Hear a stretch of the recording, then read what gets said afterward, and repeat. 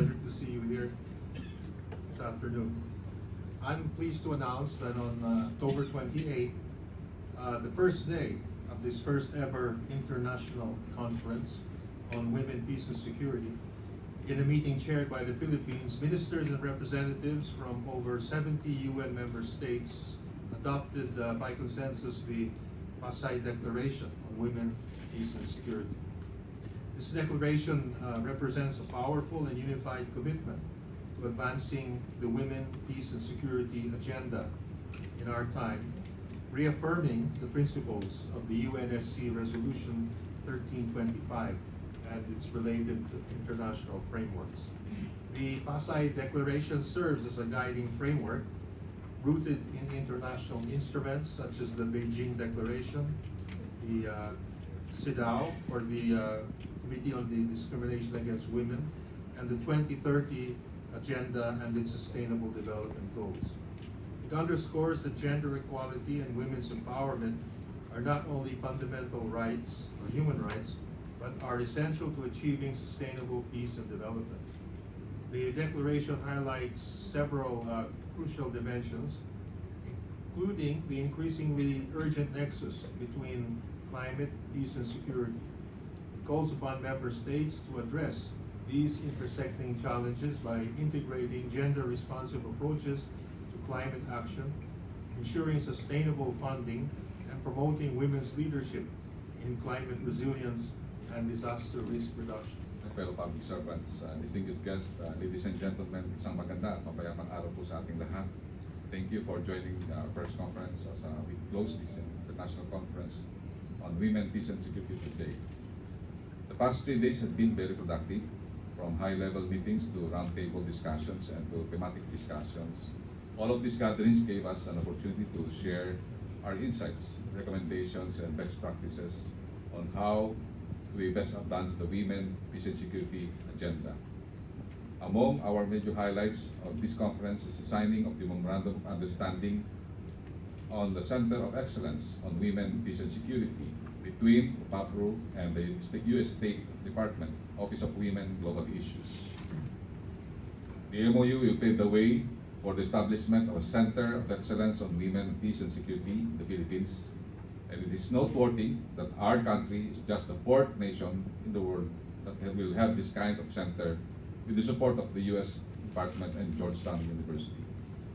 With the Philippines having its own WPS Center of Excellence, our country is ambitious to become a regional hub for Southeast Asia in promoting the advancement of the WPS agenda in the region.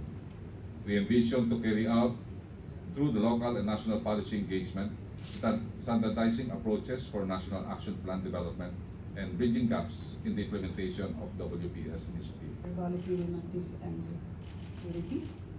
To my fellow members of the panel, magandang hapon po sa ating lahat. This international conference on women, peace, and security brought to fore a highly alarming snapshot of the threats experienced by a huge number of people as a result of armed conflicts around the world.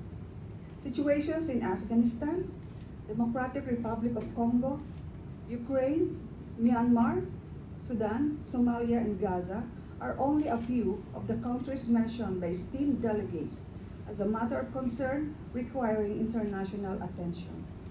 The United Nations reveals that as of June 2023, 100 million people worldwide have been forcibly displaced due to persecution, conflict, violence, and human rights violations. This situation gives rise to unprecedented humanitarian situations characterized by uncertainty, economic deprivation, statelessness, and other threats to human security. Cabinet, Executive, Development Partners, distinguished guests, friends, and media, ladies and gentlemen, magandang umaga po. Assalamualaikum warahmatullahi wabarakatuh. We are about to conclude this historic conference today, and for the past 3 days, we heard the voices from our community of nations and international and civil society organizations what the women, peace, and security agenda means to them and reaffirm their commitments moving forward. We have witnessed critical discussions on the role of women in peace processes, the WPS National Action Plan, the importance of financing and legislation, partnership building, and addressing concerns on climate, peace, security, and digitalization. Throughout our discussions, one of the most salient best practices highlighted was the importance of inclusive participation. We have seen firsthand the transformative impact of integrating women's voices at all levels of decision-making. Privilege to join Secretary Manalo, Secretary Galvez, and Secretary Pangandaman in this very important forum of the press briefing. Certainly, we would like also to take this opportunity to thank the